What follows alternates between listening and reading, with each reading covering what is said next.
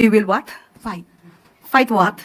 against greedy of a certain high-ranking officials in the government.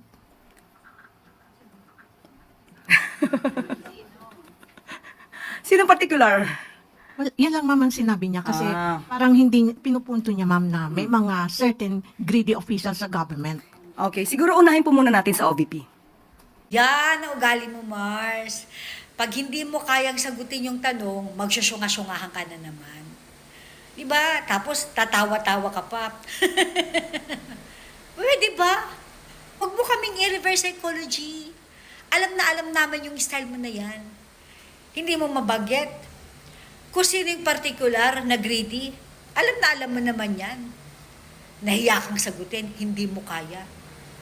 Diba? Dadaanin mo kami sa tawa. Huwag mo kaming i-reverse psychology. Huwag kami, Mare. Alam namin yan dahil ginagawa na rin namin yan. Yung tawa mong yan, akala mo nakasugat ka. Akala mo na insulto kami sa tawa mo. Gaga, ipinakita mo lang kung anong karakter mo talaga. Mukha kang syunga. Sa bagay, isa ka naman talagang abogada, pero ang katuwiran mo, palaging pangtanga. Alam mo, nakakaloka. Fight what? What? Fight what? Unahin ng OVP. Oh my God.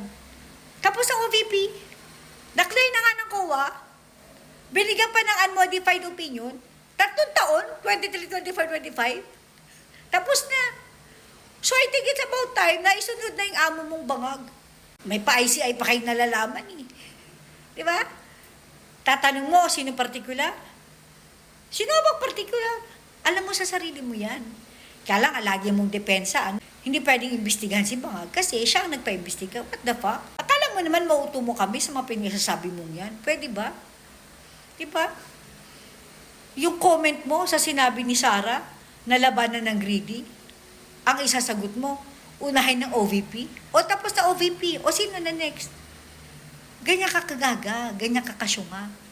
Huwag mo nga kaming daanin sa mga paganyan-ganyan mo. Tapos sa CVP, so, singagba na.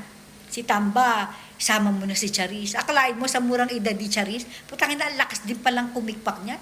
Ang lakas din kumubra ng pera. Manang-mana talaga sa pinagmanahan. Sa bagay, sabi niya, ang idol niya, gusto niyang sundan ang yapak ng kanyang lolo. Na the greatest robbery of a government na mukha namang tatalunin ni Junior.